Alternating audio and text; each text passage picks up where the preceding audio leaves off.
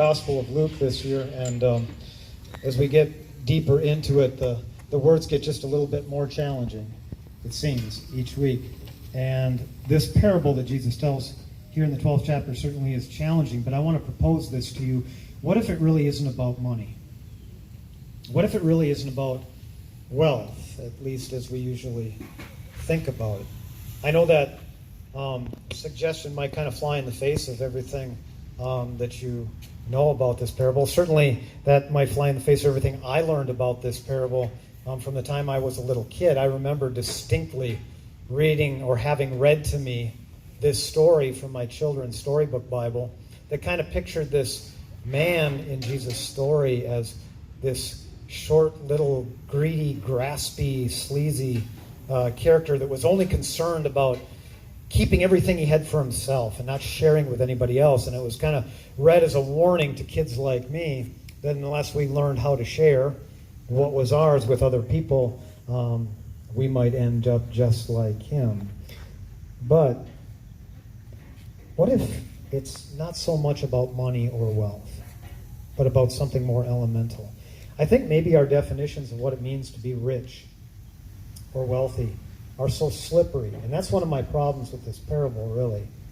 Because if we were to use the classic understanding of what it means to be rich, and I were to ask you this morning to raise your hand, if you consider yourself to be among the rich, I'd probably see very few hands go up, right? Because what it means to be rich for most of us is always somebody who has just a little bit more than we do, right? Someone whose life is just a little bit easier, we think. Someone a little higher on the economic ladder than us. And therein, I think, lies the problem with this parable.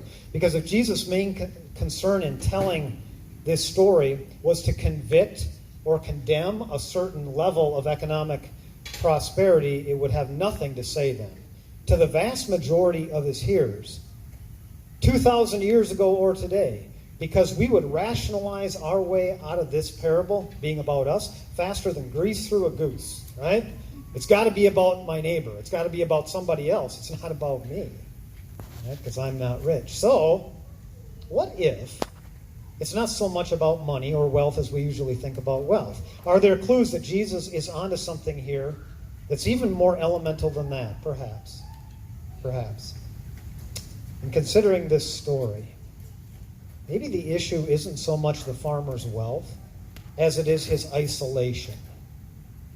His isolation. Consider that little conversation he has with himself. It's to himself, right? And it's only about himself. There's no evidence that there's anybody else in this guy's life, or anyone that he should care about, anyone that he would consider sharing with, anyone who might benefit after he's gone from all of the things that he has stored up.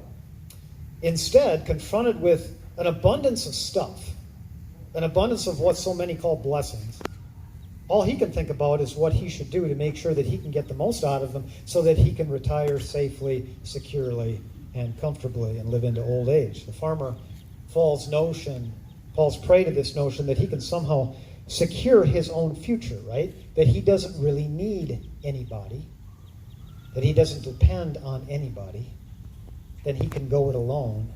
And maybe that is why God calls him a fool. Because in the end, not only is this guy immune to death, but he's going to die alone. And all that he's stored up is not going to comfort him. It's not going to protect him.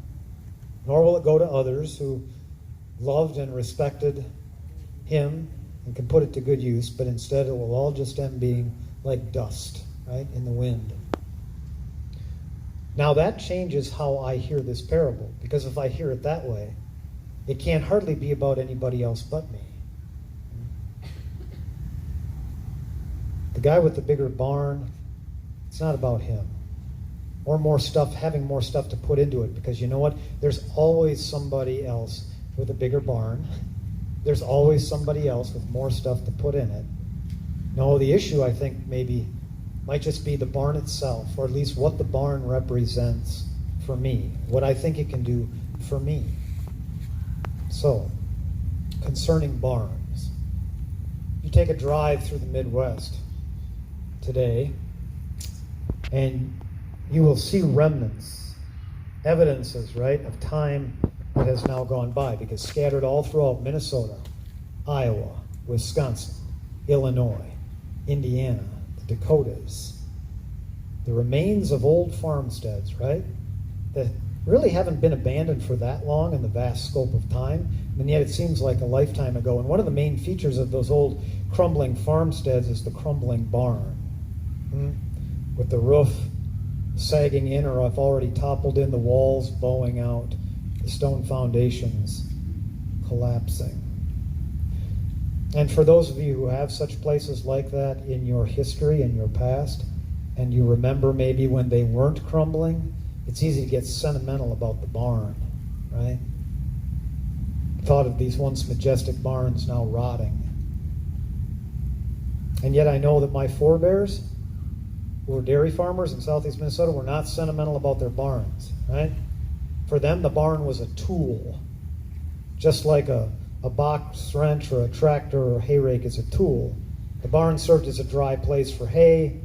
It housed the milk stanchions, the bulk tank, and before the bulk tank, it housed the cooler and the milk cans.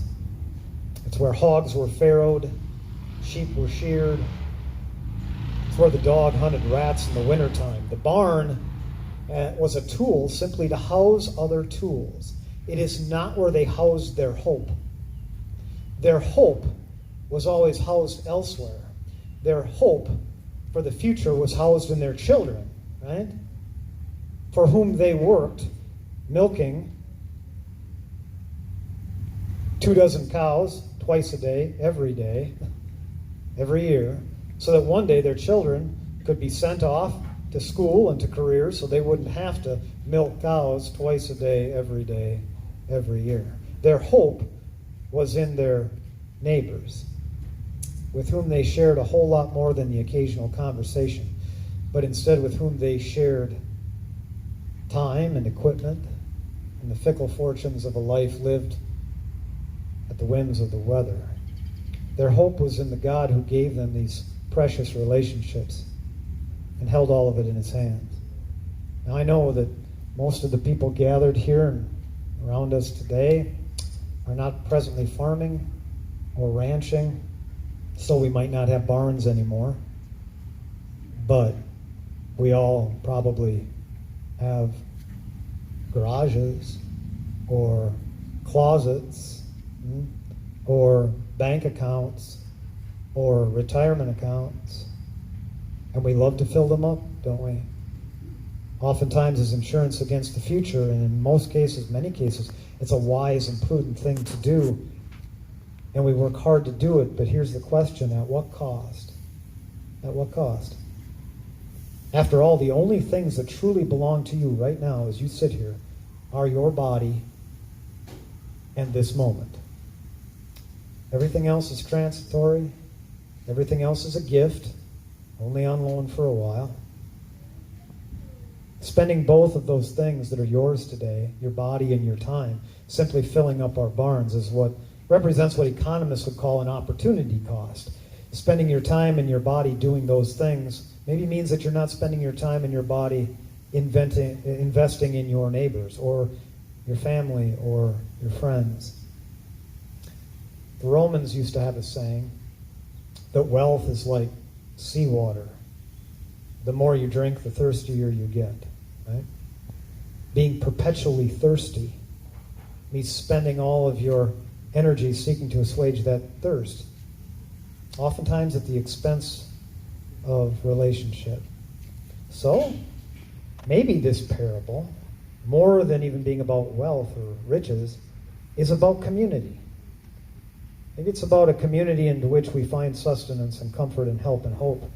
The community in which and through which we experience life with God. It might be helpful, to remember that the occasion for Jesus telling this little story is a breakdown in community, right? In that most elemental of communities, a family. A guy comes to him wanting Jesus to play referee so that he'll get his brother to divide the family inheritance with him.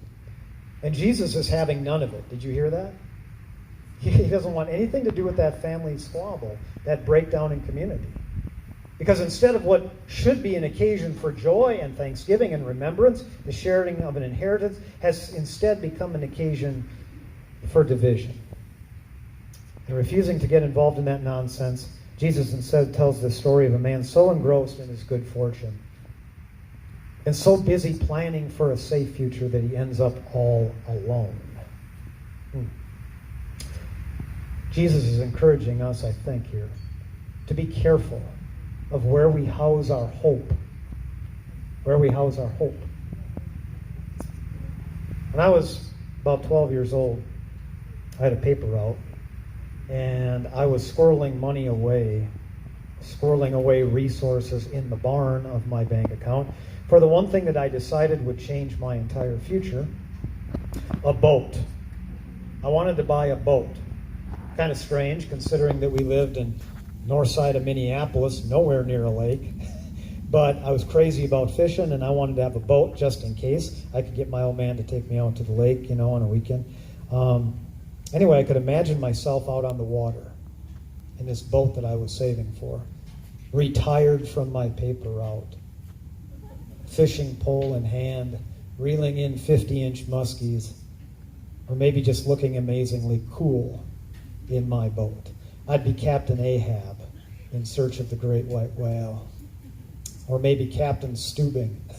I'd christen my craft the Love Boat. Yes, I'm a child of the 70s. And I'd give girls rides across the lake in my boat.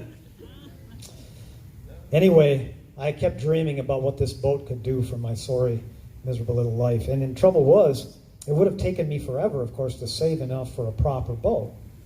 And there was no way that my dad was going to trailer a boat for me to play with. So I worked hard, and I saved until I had enough to buy an inflatable rubber raft, kind of like the ones you see, whitewater rafting on the rivers, except this one was a lot smaller, a lot cheaper, and a lot less durable.